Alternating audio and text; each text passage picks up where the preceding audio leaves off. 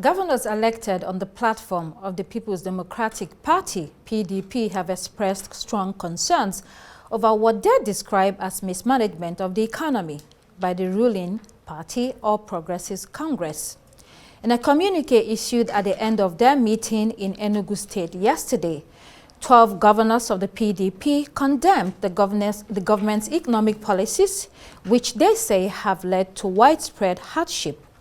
They also declared support for a new minimum wage and asked President Bola Tinubu not to interfere in upcoming elections in Edo and Ondo states.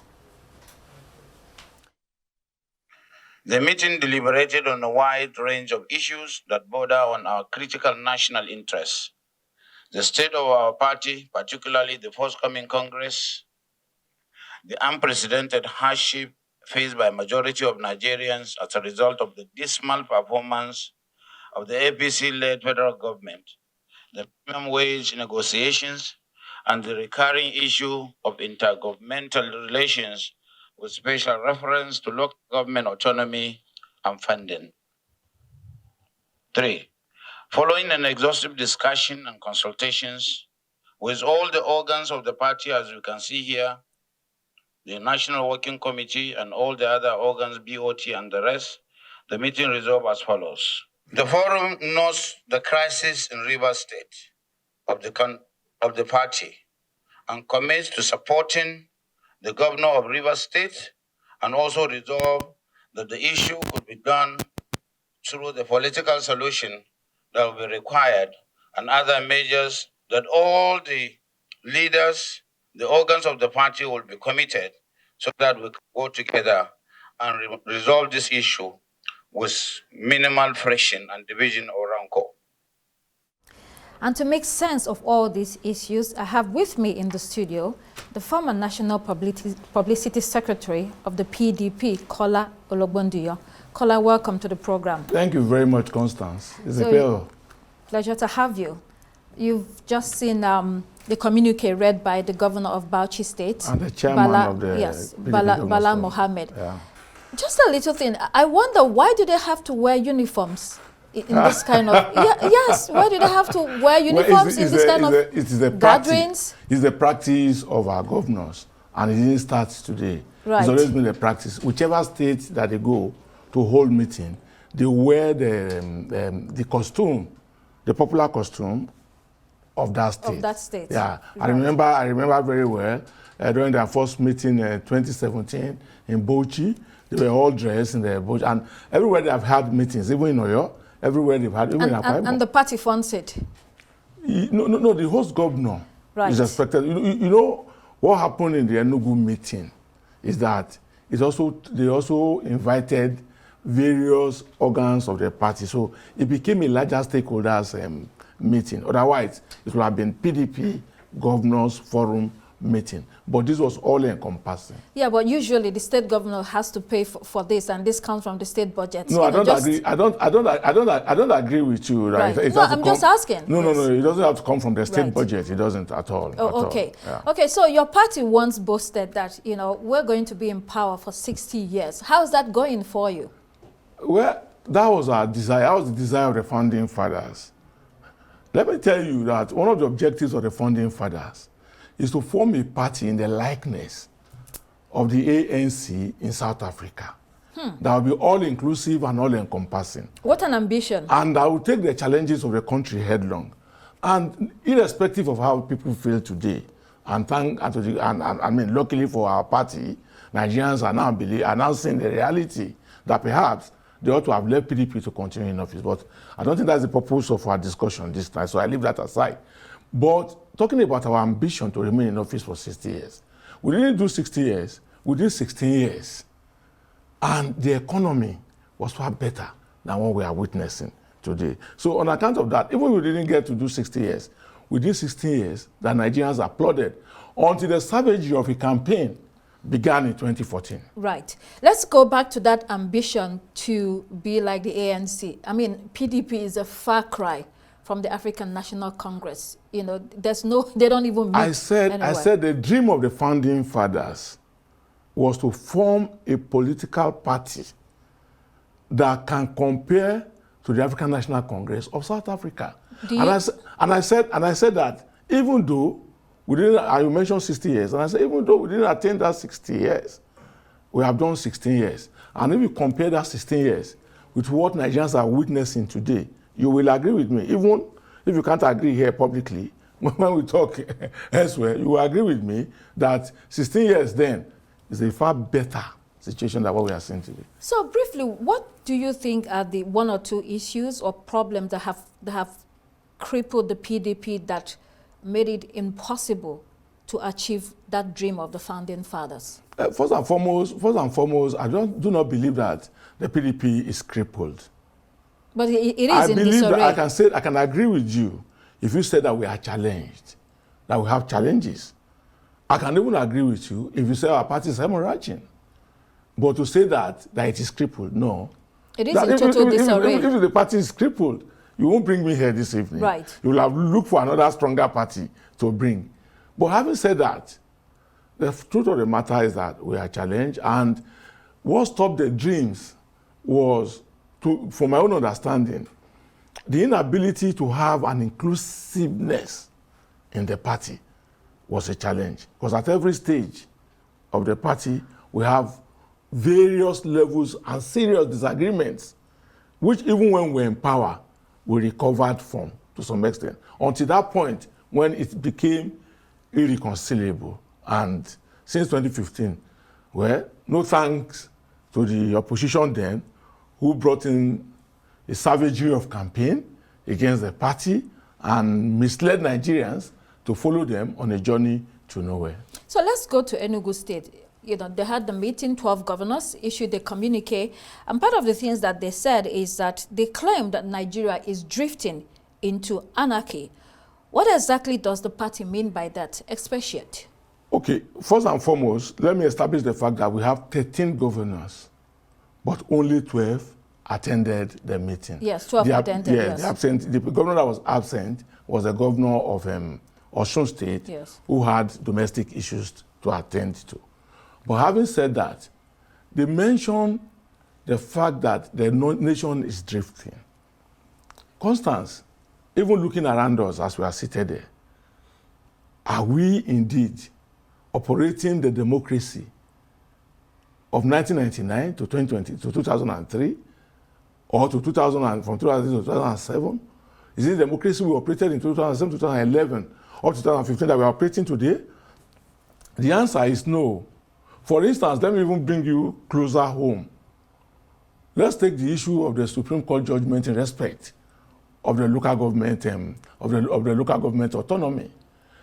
Nigerians must understand the fact that, like our governor said, the federal government in implementing that judgment must not bring up a trust issue, because the Constitution is the universal document. What do you mean by the trust issue? The judgment has been issued, yes, the federal government accepts it, yes, and many states have gone on. Even our party governors said that they have accepted it. Right. But in implementing it, the governors have said they must not create a tendency of a trust issue. What do they mean by the trust issue? What I believe that they meant by trust issue is that the provisions of the Constitution must not be torpedoed without following the processes of amendment of the Constitution. Right. That's my own understanding. To accommodate this change, this change. Because, Constance, I'll give you an inference. When the leadership of Senator David Mark in the National Assembly then, during the illness of President Umar Yar'Adua, introduced the doctrine of necessity, it did not stop at that. It went ahead to begin an immediate amendment of the Constitution to accommodate that very provision that necessitated the doctrine of necessity. And I can recall severally during constitutional amendments when a judgment would have been given, maybe at the level of the Supreme Court, in respect of an election, and it would have affected the Electoral Act, inasmuch as it is not in contravention of any section of the Constitution, the National Assembly will quickly revert to the Electoral Act to amend it in a manner to accommodate whatever provision that the Supreme Court has given out. Right. So I believe that what the PDP governors are saying about trust issue is that in implementing this decision, this ruling of the Supreme Court, we must not allow the 1999 Constitution to be torpedoed. Right. I mean, there have been legal experts that have talked about the need to review the Constitution in order to take into cognizance this new judgment. So let's keep that aside and go back to some of the things that your governor said in Enugu State. They had really strong words for the APC and President Bola Tinubu. You know, do you think these kind of utterances are helpful in any way? I've looked. As a matter of fact, I came with a copy of the communique. Of the communique, yes. And I can look through it with you. I haven't seen the harsh words in the manner in which we have described it, and I even believe that if it was the party, and it's not the governor's forum that is coming out with a statement like this, it would have been harsher. So because what we are the People's Democratic Party, and whatever opinion that we express is situated with the opinions that Nigerians are expressing. So I believe that the Governor's Forum was very humble in its language. The counter will be that the government has been making some efforts since January, so it would have been decent to acknowledge whatever has been done so far. And then, of course, also discuss or talk about the failures that are ongoing. Well, I'm not a governor, like rightly know, and I wasn't part of the communique. And as a stakeholder, I was not part of people that were invited. But I am telling you, Constance, that this language is humble. And I do not see, because if you say that, oh, they ought to have brought in the achievements of the APC administration, did the APC give PDP the opportunity at any point in time prior to 2015? The kind of savagery that they brought into campaign, has the PDP done that? PDP has been very, very constructive in its opposition to the APC administration. So if the PDP is so concerned about the current state of affairs in the country, can you share with us what it has in mind or what it has outlined in order to also help steer the ship instead of just talking or making what the Governor's Forum has done? To show that you're an active opposition. What the Governor's Forum has done is not, I mean, they have not in any way attacked the administration of Asiwaju Bola Ahmed Tinubu or of the APC government. No, they have only reflected, they have only expressed the opinion of Nigerians. And I do not see anything wrong with that. We must be mindful of the dictatorial tendencies, Constance. I know you, and I know that you have been a political reporter of nothing less than 22 years. I do not know you. We were in the newsroom together. Just joking. We were not in the newsroom together. I know that I've been a political reporter. And I know that the platform where you work, and you are still working now, is one platform that has contributed immensely to the development of democracy in Nigeria. And I speak about this day. And as a result of that, a situation where we are now in a season of silence, irrespective of what is happening, anybody who has a contrary opinion is tagged an enemy. I do not think we should use this platform to encourage that. And I do not think what the governors of PDP have said so far. What do you mean by anyone who says anything counter or has a counter narrative is an enemy? Oh, let's even take the National Assembly, where Senator Godswill Akpabio is presiding. What did Ningi do? Ningi raised issues of budget. He's a parliamentarian. He has a right to raise issues of budget if he doesn't understand it. What happened? He was suspended. Few days ago, what has Ndume done? He was removed as member of the leadership, and as such, removed as vice chairman of appropriation.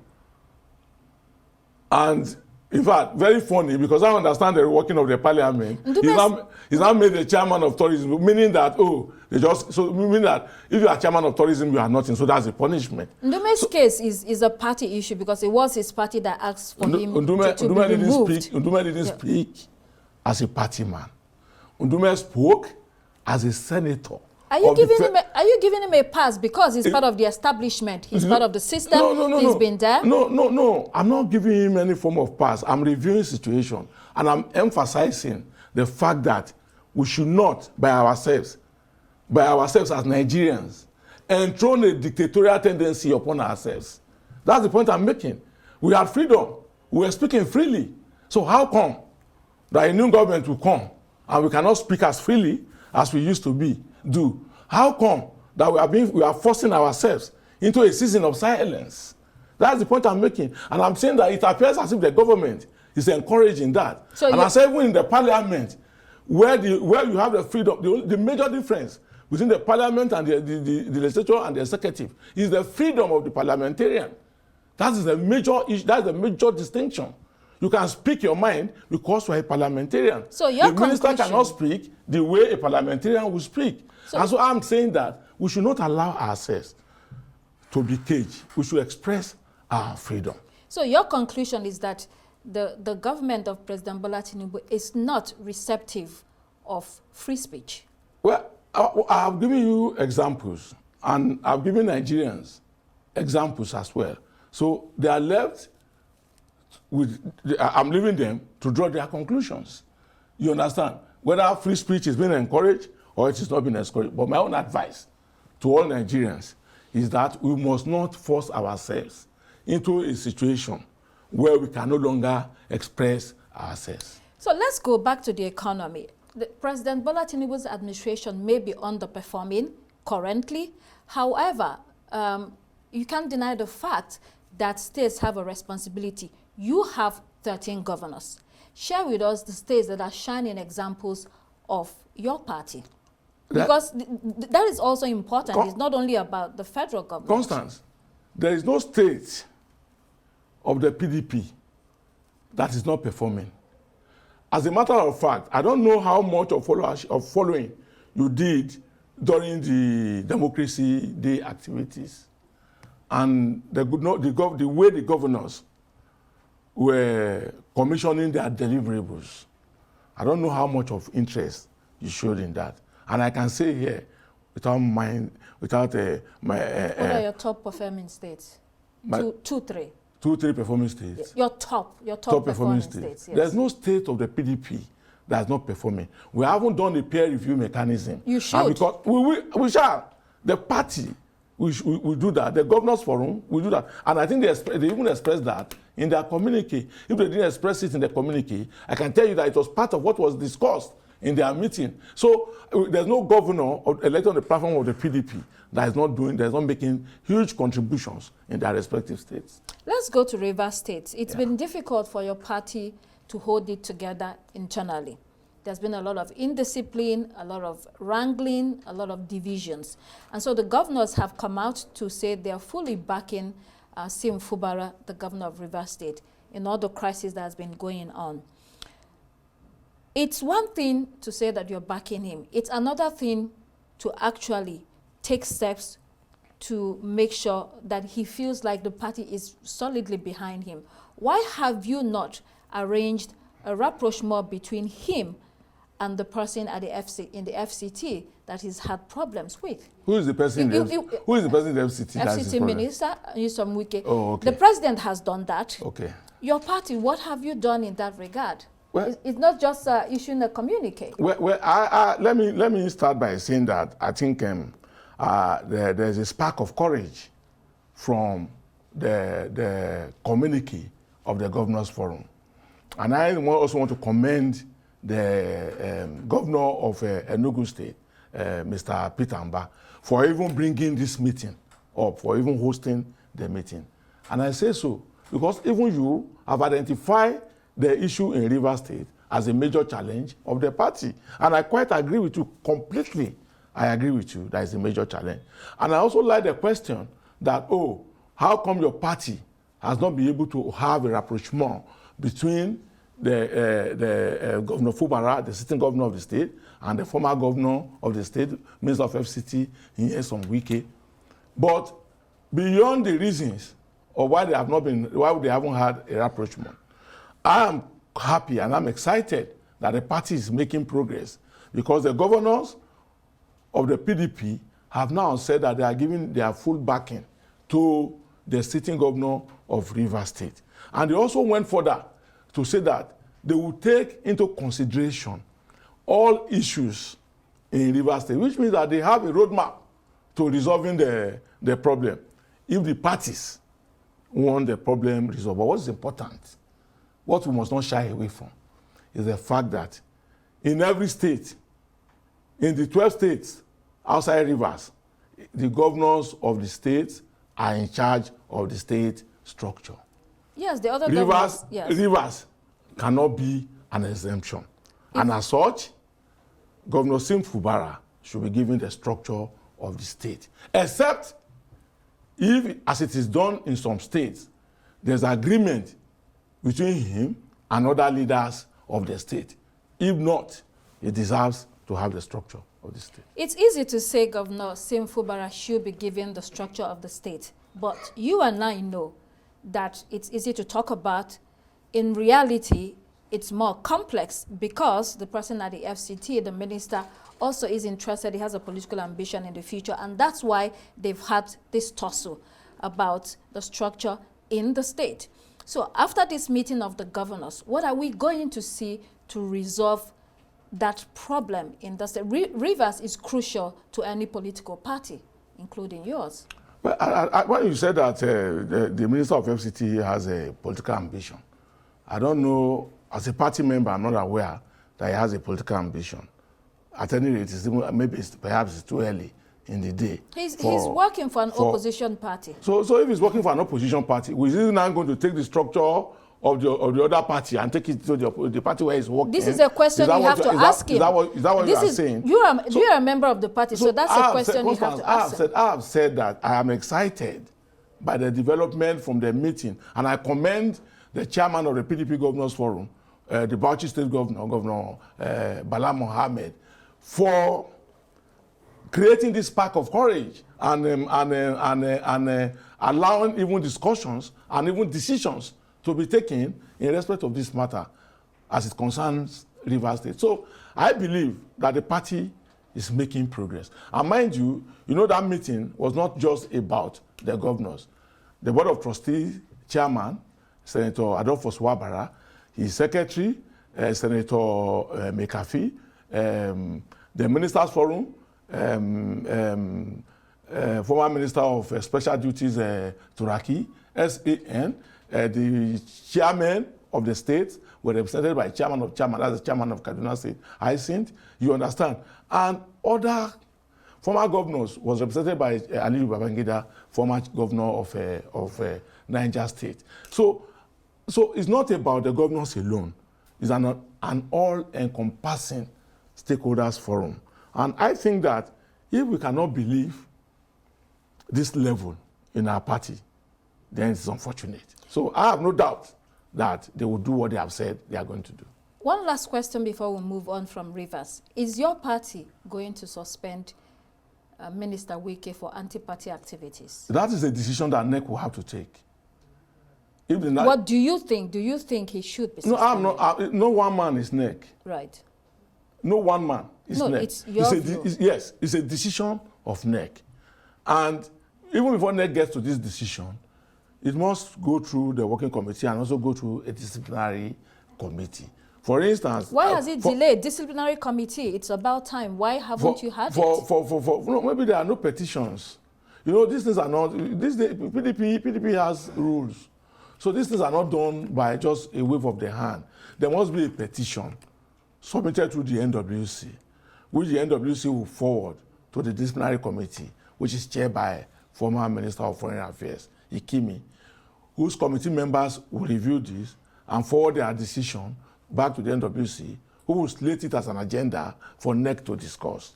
So these are the processes. It's not a thing that you just wake up and you do. But I'm not foreclosing the possibility or impossibility of it. But I know that it's a decision of NEC. Although the NWC, by our law, can also act on behalf of NEC. And you witness that in the case of Edo State, where Chief Dan Obi and maybe some other people, I can't remember, I don't know, were suspended And although they later said that he was not suspended, that he's just exempted from meetings of the NWC, whichever way. Your candidate, Asoy Godalo, has won his case in court. What are your thoughts on what transpired? Constance, if you permit me, I want to be exempted from what is happening in Edo State because I'm not following it. Right. So I honestly, and with every sense of responsibility, know what's happening in Edo State. I'm not following. But as a party man, you know, the other day, his candidature was in jeopardy. And so he went back to court, and now he's been established. What the court says he is the legitimate candidate of your party to fly your flag for the governorship election in November. So generally, what's your sense of, what do you feel about that? Well, I read that in the paper. And as a party man, I will be excited. It's natural that I will be excited. But I'm not into the nitty-gritty of what's happening in Edo State. So when is your national convention holding? You're supposed to have it in, was it August next month? Well, I don't think so. I think, all the programs were shifted.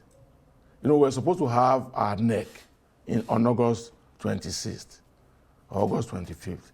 It was now shifted to September 16th, I think.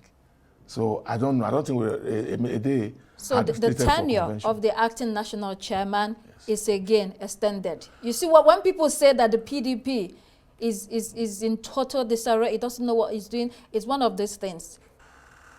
Cases like this. I might not disagree totally with your assertion, in the sense that we had agreed that a whole lot of congresses that are required to be held, and by August 25th or 26th, the North Central, who are supposed to be the legitimate occupant which is supposed to be the legitimate occupant of the national chairmanship slot, will come and present its nomination. That was what we agreed.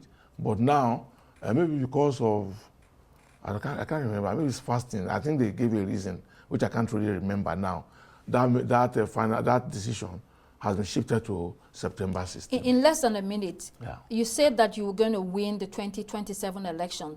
In this state that you're party in, how are you going to be able to do that? No, less than a minute. Give it to PDP, Constance. Just give it to PDP. Irrespective of what you are saying now, at the nick of time, unity will be the major thing in our party. Kola Ologbondiyan, thanks for being on the program. Thank you very much, Constance.